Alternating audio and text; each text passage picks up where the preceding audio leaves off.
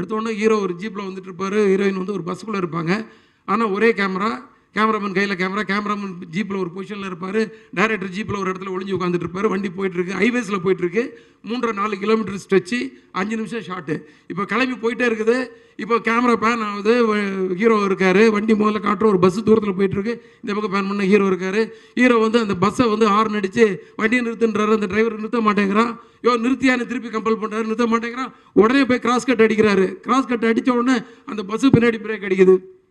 இப்போது கேமராமேன் கையிலேருந்து cameraman assistant கிட்ட கேமரா மாறுது. அவர் அதை எடுத்துகிட்டு வெளியே போயிட்டுருக்காரு. இவர் கீழே இருந்து இறங்கி வராரு. ஆனால் எட்டி உதைக்கும் போது அவன் பறந்து போகணும். என்னென்னா ஒரு ஃபைட்டர் அடித்ததுக்கப்புறம் அப்படி திரும்பி கேமரா அப்படி திரும்பி வரும்போது எல்லாமே சிங்கிள் ஷாட்.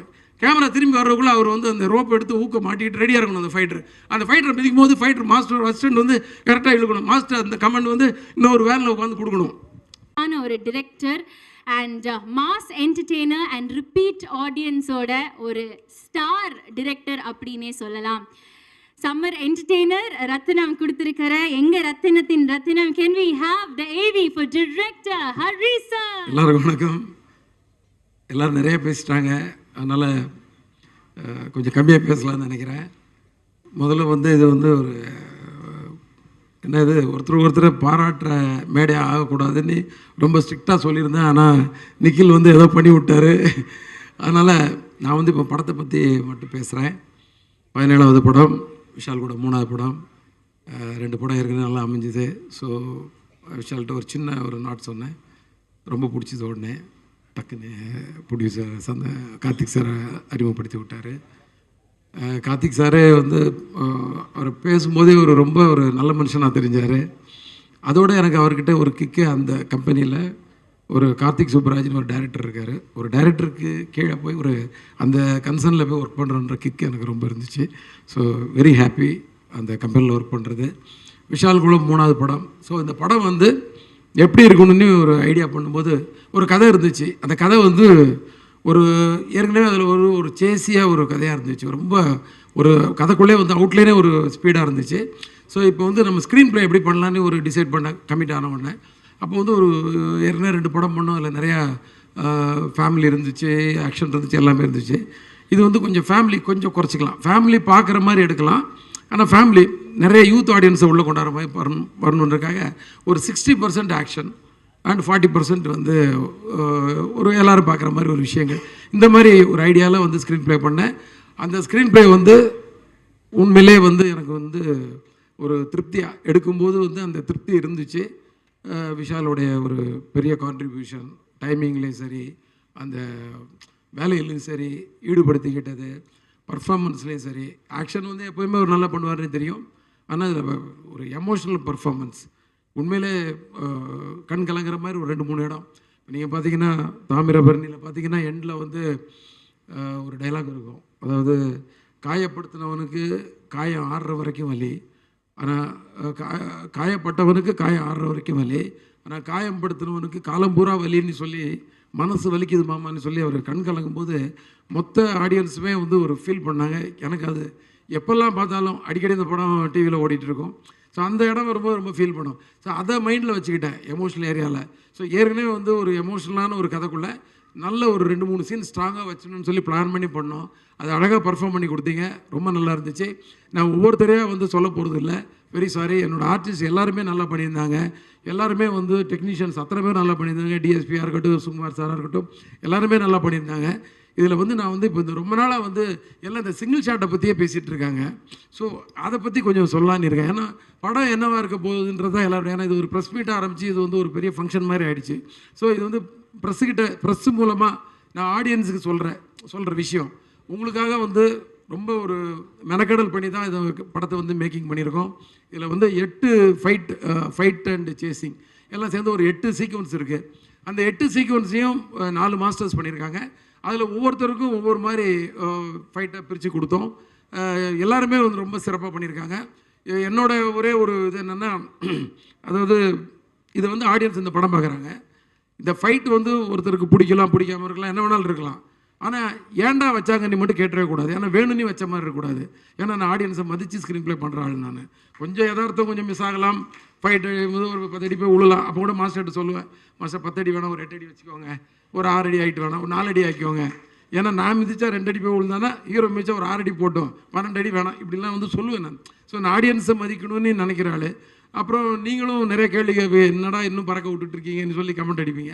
ஸோ அதனால் அதெல்லாம் பார்க்குறாள். ஆனால் அதனால் நான் வந்து இதில் வந்து கொஞ்சம் யதார்த்தம் மிஸ் ஆகாமல் பண்ணியிருக்கேன். அதனால் நிச்சயமாக வந்து ஆடியன்ஸ் வந்து கண்டிப்பாக வந்து ஏன்டா அந்த ஃபைட் வச்சுக்கன்னு கேட்க மாட்டாங்க. ஆனால் ஒவ்வொரு ஃபைட்லேயும் வந்து ஒவ்வொரு ஒரு கண்டென்ட் வச்சுருக்கோம்.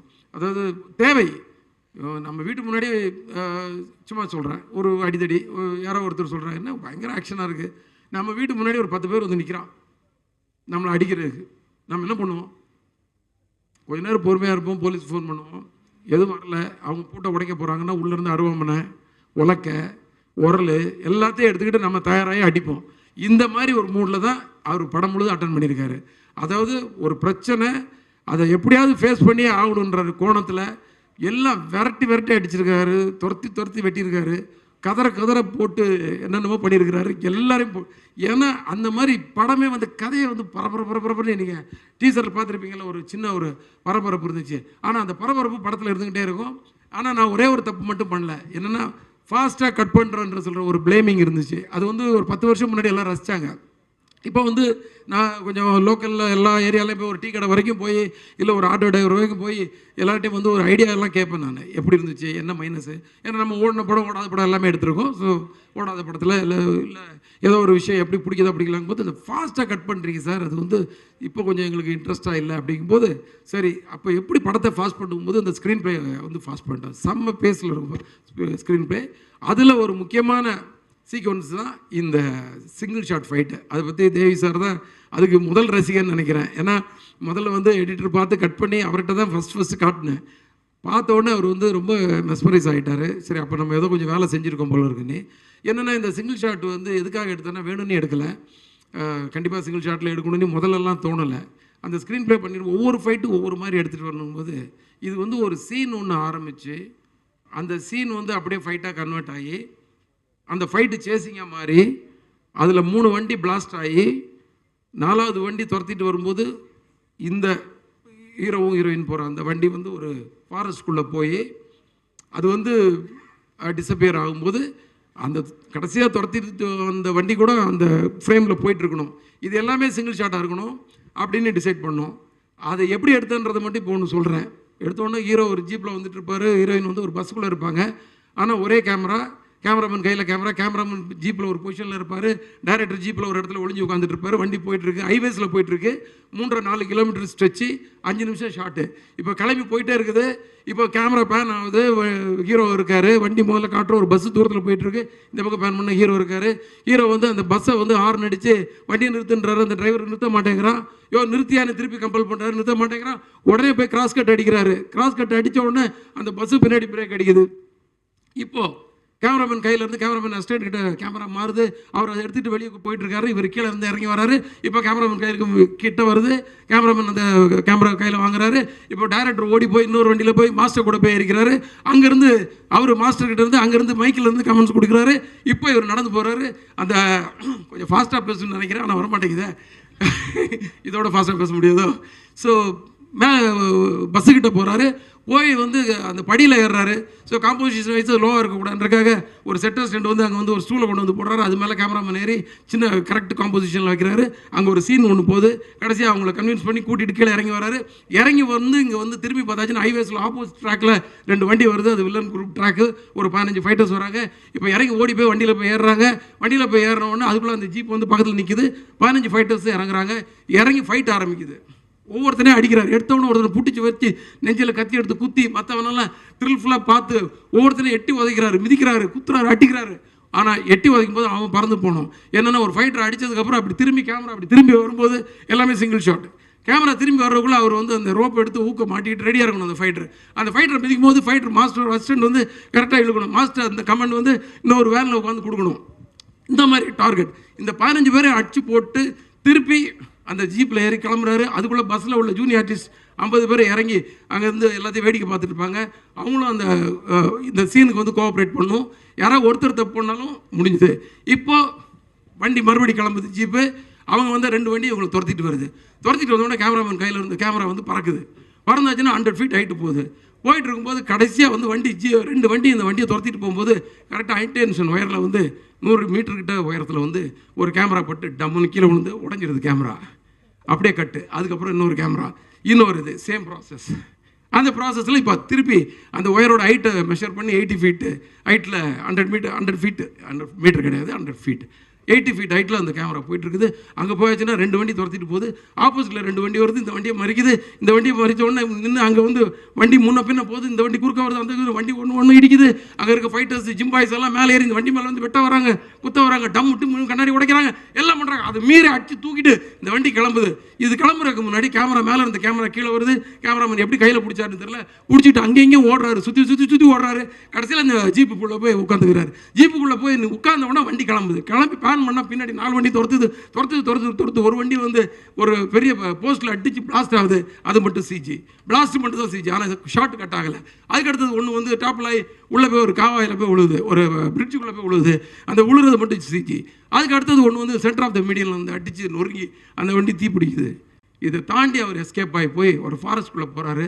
இந்த 3.5 கிலோமீட்டரும் எங்களுக்கு கண்ட்ரோலில் வந்து அந்த ரோடு கிடச்சிது. எல்லா டெக்னீஷியனோட சப்போர்ட் கிடச்சிது. விஷாலுடைய அந்த டெடிகேஷன் இருந்துச்சு, ப்ரொடியூசரோட சப்போர்ட் எல்லாம். இது வந்து இதை சிங்கிள் ஷாட்டாக தான் எடுக்கணும்னு ஒரு பிடிவாதத்தோட நான் வந்து நிறைய பேர்கிட்ட பேசினேன், நிறைய டெக்னீஷியன்ஸை பேசினேன். நிறைய பேர் ஸ்டிச் பண்ணிடலான்னாங்க, முடியாதுண்ணே. சில பேர் வந்து ரொம்ப ராவாக இருக்கும் சார், நாங்கள் ராவாக தான் சார் வேணும், ஆடியன்ஸ் ரொம்ப ராவாக தான் ரசிக்கிறாங்க இப்போது. அதுக்கு நமக்கு வெற்றிமாறன், ரஞ்சித் அவங்கெல்லாம் வந்து சில விஷயங்களை ராவாக கொடுக்குறத பார்க்கும்போது நிறைய படங்கள் பார்த்து நம்ம கற்றுக்கிறது தானே சார். அதுக்கெல்லாம் எனக்கு நல்ல இது இருக்குது. அதுக்கு ஒரு அடையாளங்களுக்கு எனக்கு டேரக்டர்ஸ் இருக்கிறாங்க.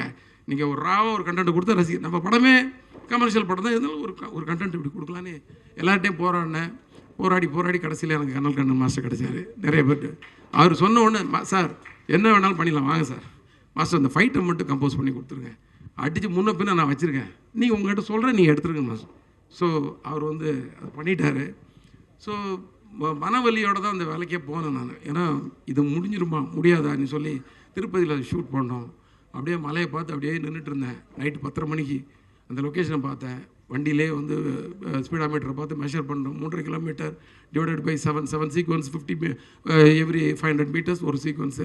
ஸோ இப்படி ஒரு கணக்கெல்லாம் போட்டுட்டு நைட்டு முடிச்சு காலையில் போனோம். விஷால் வந்தார், கடகடன்னு பிளான் பண்ணோம். ஒரு நாள் ஃபுல்லாக ரிஹர்சல். 2வது நாள் மத்தியானம் 3 மணிக்கு ஒரு டேக்கு, 5 மணிக்கு அடுத்த டேக்கில் வந்து ஓகே ஆகிடுச்சு. ஸோ ஓகே ஆனதுக்கப்புறம் தான் வந்து அந்த மன வலியும் அந்த பெயினும் வந்து போச்சு. ஏன்னா நம்ம நினச்சதை சாதிச்சிட்டோம் அப்படின்ற மாதிரி. ஸோ இதை நான் எதுக்கு இவ்வளோ டீட்டெயிலாக சொன்ன, கொஞ்சம் டைம் கூட நிறையா எடுத்துருப்பேன்னா, இந்த மாதிரி ஒரு விஷயம் இல்லை, படத்தில் எல்லா விஷயத்துலேயும் ஆடியன்ஸை மதித்து நாங்கள் நிறையா வேலைகள் செஞ்சுருக்கோம். அது வந்து நிச்சயமாக உங்களை வந்து சந்தோஷப்படுத்தும், திருப்திப்படுத்தும்னு நினைக்கிறேன். வேறு எதுவும் நான் பேச விரும்பலை. நீங்கள் படத்தை பாருங்கள், ப்ரெஸ் வந்து சப்போர்ட் பண்ணுங்கள். ஆடியன்ஸுக்கு கண்டிப்பாக பிடிக்கிற மாதிரி நிறைய விஷயங்கள் இருக்குது. ஒரு சின்ன பெயினோடு வருவீங்க, கண்டிப்பாக வலி, ஒரு எமோஷனலாக வெளில வருவீங்க படம் பார்த்துட்டு. நம்பிக்கை இருக்குது. நன்றி. Thank you so much, sir.